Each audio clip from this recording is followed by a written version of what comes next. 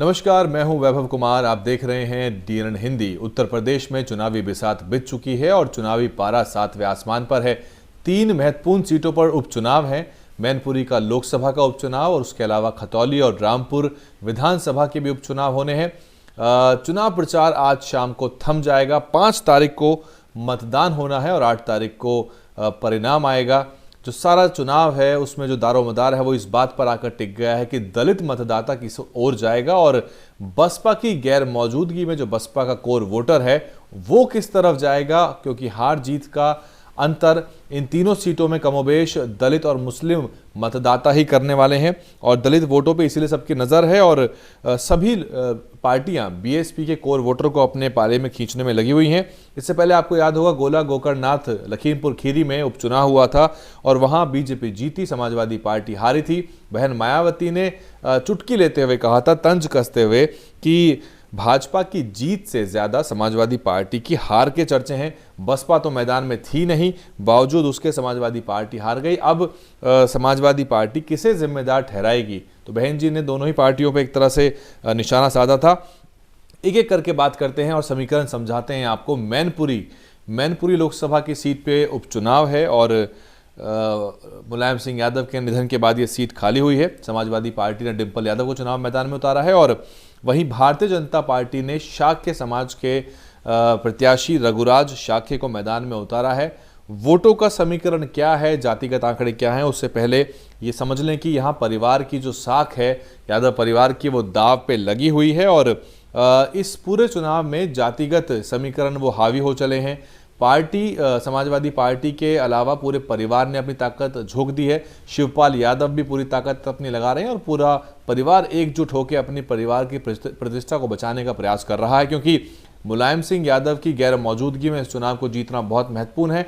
वहीं भारतीय जनता पार्टी चाहती है कि यहाँ पे इस बार गेम चेंज कर दिया जाए। अगर यहाँ पे कुछ उठापटक या उलटफेर होता है तो ये बड़ी जीत उनके लिए होगी सांकेतिक रूप से और समाजवादी पार्टी को भाजपा हल्के में नहीं आंक रही है। 100 से ऊपर का विधायकों का आंकड़ा समाजवादी पार्टी का पिछले चुनाव में आया है और आंकड़े क्या हैं? 3.5 लाख यहाँ पर शाक्य वोट हैं, 3.5 लाख शाक्य मतदाता हैं और 4.5 लाख मैनपुरी में यादव वोटर हैं। लेकिन 1.5 लाख यहाँ पे अनुसूचित जाति के दलित समाज के मतदाता हैं जो महत्वपूर्ण और निर्णायक भूमिका निभा सकते हैं और वो इसलिए भी क्योंकि यहाँ कभी शाक्य प्रत्याशी नहीं जीता है, महिला प्रत्याशी भी नहीं जीती है। तो हार जीत किसी की भी हो, दोनों ही तरह से वो ऐतिहासिक होगी। अगर भाजपा इस सभा के किले को भेद देती है तो ये भी एक बड़ा राजनीतिक एक तरह से एक जीत कही जाएगी उनके लिए। 1996 से लेकर समाजवादी पार्टी कभी यहाँ हारी नहीं है और 2009 में बसपा नेता बहुत सारे शामिल हुए समाजवादी पार्टी में, आपको मालूम होगा, और लेकिन उसमें से किसी को भी एमएलसी बनने का मौका नहीं मिला है। तो दलित समाज इस सब पूरी चीज़ों को देख रहे हैं। हालांकि आपको याद होगा कि जो बड़े ओबीसी नेता थे उनमें से कुछ विधायक बन गए, स्वामी प्रसाद मौर्य एमएलसी बन गए, लेकिन दलित जो नेता शामिल हुए उनके हाथ कुछ नहीं लगाया। तो इस चीज़ को भी बहुत बारीकी से देख रहे हैं दलित वोटर की समाजवादी पार्टी दलित नेताओं को तवज्जो नहीं दे रही है। हालांकि सपा आरएलडी ने इसकी काट निकाली है चंद्रशेखर आज़ाद के तौर पे, उसके बारे में हम बात कर रहे हैं। खतौली रामपुर में ये जो है पूरे समीकरण है और अगर हम पुराने आंकड़े देखें तो हम समझ पाएंगे कि मैनपुरी में अगर हम शुरुआती आंकड़े देखते हैं 2004 में बसपा को यहाँ 1,22,000 वोट मिले थे, अशोक शाक्य थे, मुलायम सिंह यादव जीते थे। 2004 में बीजेपी के बलराम सिंह यादव को 1,11,000 वोट मिले थे और उससे आगे चलें 2009 में तब भी बसपा के विनय शाक्य को 2,19,000 वोट मिले थे। सपा के मुलायम सिंह यादव को 3,92,000 वोट मिले। भाजपा की तृप्ति शाक्य को 56,000 वोट मिले। लेकिन 2004 का जब उपचुनाव हुआ था मैनपुरी में, उसमें बसपा के अशोक शाक्य को 1,69,000 वोट मिले और समाजवादी पार्टी के धर्मेंद्र यादव को 3,48,000 वोट मिले, विजयी रहे। कांग्रेस के सुमन चौहान को 11,000 और राम बाबू कुशवाहा को बीजेपी के टिकट पर 14,000 वोट मिले थे। अगर हम 1996 के लोकसभा चुनाव की बात करें तब भी बसपा के भागवत दास शाक्य को 1,02,000 वोट मिले, बीजेपी दूसरे नंबर पर रही। उपदेश सिंह चौहान को 2,21,000 वोट मिले, मुलायम सिंह यादव 2,73,000 वोट के साथ विजयी रहे। तो ये मोटे तौर पे समीकरण रहा है। अगर आप देखेंगे 1996 से लेकर अब तक का। और यही कारण है कि जो बीएसपी की गैर मौजूदगी है, हालांकि बीएसपी वहां कभी जीत नहीं पाई है, लेकिन बीएसपी के पास वोट जाता रहा है। अब बीएसपी गैर मौजूदगी में ये वोट क्या सपा को मिलता है? अगर सपा को मिलता है तो उनकी जीत लगभग निश्चित है, लेकिन अगर इस वोट में विभाजन होता है तो ऐसे में भाजपा जो है यहाँ पे जरूर उठापटक कर पाएगी। खतौली की हम बात करें तो खतौली में गठबंधन के प्रत्याशी के तौर पे मदन भैया मैदान में हैं और बीजेपी ने राजकुमार सैनी को अपना प्रत्याशी बनाया हुआ है। इससे पहले हम जातीय समीकरण की बात करें, हम ये आपको समझा दें और बता दें कि चंद्रशेखर आज़ाद जो हैं उनको खासी तवज्जो यहाँ दी जा रही है।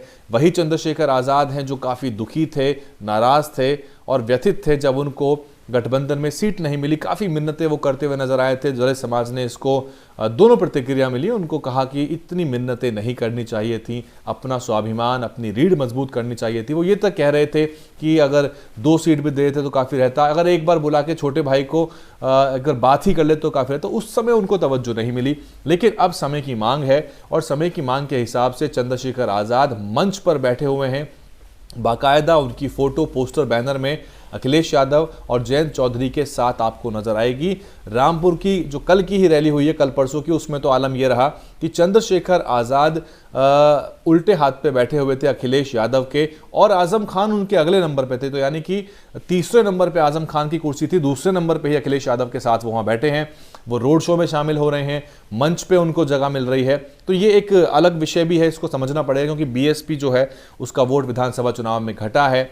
अचानक से ही ये जो दोनों दल है चंद्रशेखर आज़ाद को तवज्जो दे रहे हैं। आपको याद होगा जब जितेंद्र मेघवाल के मामले में राजस्थान पहुंचे थे चंद्रशेखर आज़ाद, तो उनके साथ जयंत चौधरी भी मौजूद थे। तो अब दोस्ती जो है काफ़ी गहरा गई है और ये दोनों पार्टियां जो हैं इस बात का इनको अंदाज़ा है कि एक दलित चेहरे की उनको ज़रूरत है, क्योंकि अगर बीएसपी का वोट 13% है और भविष्य में अगर ये और घट गया तो ऐसे में दलित वोटों को अपने पाले में करने के लिए वो चंद्रशेखर आज़ाद को सांकेतिक रूप में साथ ले रहे हैं या इस्तेमाल कर रहे हैं, ये तो भविष्य बताएगा। क्योंकि अभी तक तो वो साथ हैं, लेकिन उनके हाथ क्या लगता है, उनको कितनी हिस्सेदारी मिलती है, ये आने वाला समय बताएगा। लेकिन चंद्रशेखर आज़ाद एक बसपा विरोधी गुट का हिस्सा है और उनकी राजनीति जो है बसपा के विरोध में या बसपा के कॉमन वोट बैंक के ऊपर चल रही है, ये बहुत हद तक साफ हो चला है। राजनीतिक रूप से चंद्रशेखर आज़ाद को, आज़ाद समाज पार्टी को बड़ी सफलताएं कहीं नहीं मिली हैं।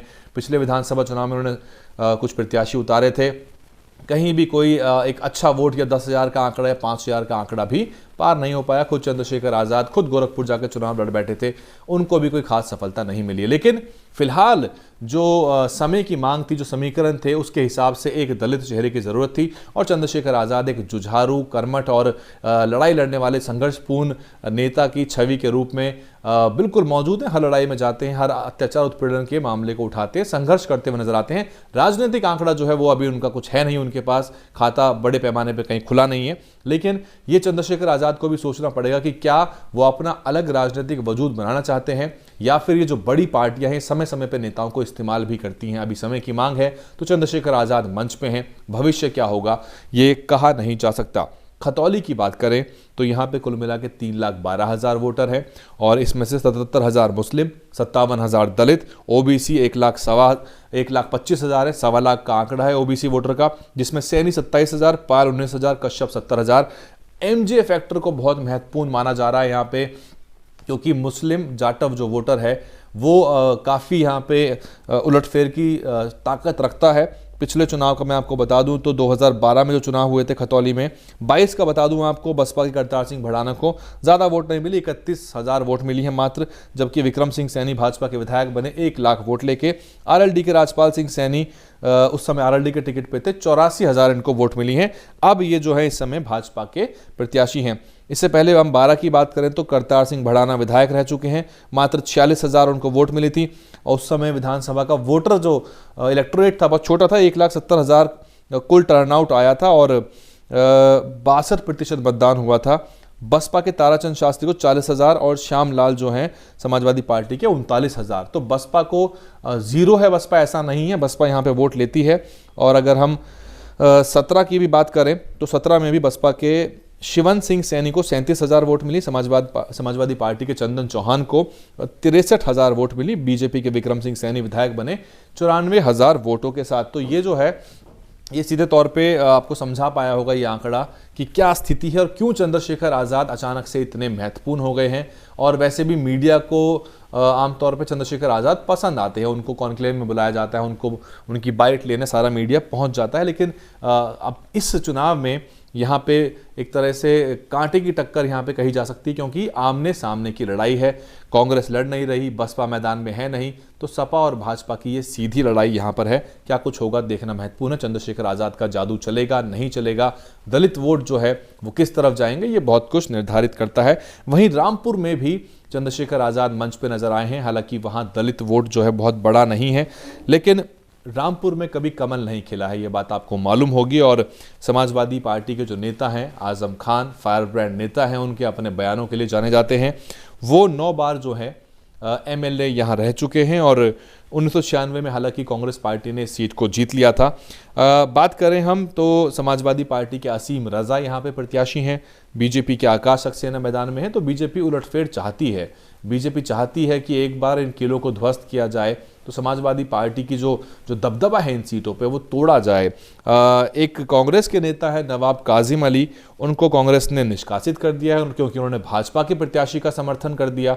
तो ये सब जमीन पे चल रहा है। इसमें दलित वोटों का बहुत बड़ा योगदान जो है वो इन खासतौर से खतौली और मैनपुरी में तो है ही। रामपुर में जो दलित वोटरों की संख्या है वो बहुत ज़्यादा नहीं है। एससी वोटर 15,000 है, यादव वोटर मात्र 10,000 है, मुसलमान वोटर रामपुर में 80,000 है, वैश्य समाज के 35,000 और लोधी समाज के भी 35,000 वोट वहाँ मौजूद है। तो ये लेखा जोखा पूरा तीनों सीटों का मैंने आपको बता दिया है। इसमें बीएसपी का वोटर कहाँ जाएगा बहुत महत्वपूर्ण है। बीएसपी भी अपने वोटरों को समझा रही होगी कि वो क्या करना चाहिए, क्या वो एब्सटेन करेंगे, क्या वो बीजेपी को वोट देंगे, क्या वो सपा को वोट देंगे। ज़्यादा ऑप्शन उनके पास है नहीं, उनके पास बीजेपी और सपा दोनों ही ऑप्शन है। ऐसे में किधर उनका रुख होगा, क्या वो अपनी पार्टी कैडर की बात मानेंगे, ये सारे बहुत महत्वपूर्ण पहलू हो जाते हैं। क्योंकि एक बड़ी पार्टी जब चुनाव मैदान में नहीं होती तो उसके वोटर जो हैं वो अपने आप में ही महत्वपूर्ण हो जाते हैं। बहरहाल चंद्रशेखर आज़ाद जो हैं उनका कद वाकई में बढ़ गया है फिलहाल के तौर पे, और ये भविष्य में कहाँ तक पहुँचेगा, इसके क्या वाकई में ज़मीनी मायने निकलेंगे, ये देखने वाली बात होगी। क्योंकि चुनाव मैदान में आंकड़े बहुत महत्वपूर्ण हैं। सांकेतिक रूप से तो वो अभी एसपी आरएलडी गठबंधन के साथ हैं और जयंत चौधरी के साथ उनकी दोस्ती काफ़ी गाढ़ी हो गई है। और अत्याचार उत्पीड़न के मामले में चंद्रशेखर के साथ जयंत चौधरी भी कई बार नजर आते हैं। तीनों सीटों का ये विश्लेषण डीएनएन हिंदी पे। आप क्या सोचते हैं, आपकी क्या राय है, कमेंट करिए। आपको क्या लगता है कि कौन से सीट पे कौन सा प्रत्याशी बाजी मार ले जाएगा? दलित मुस्लिम का जो फैक्टर है, क्या वो आरएलडी समाजवादी पार्टी काम आएगा? और खासतौर से जो जाटव वोटर है, जो बीएसपी की गैर मौजूदगी में, वो किधर वोट देगा? कमेंट करिए।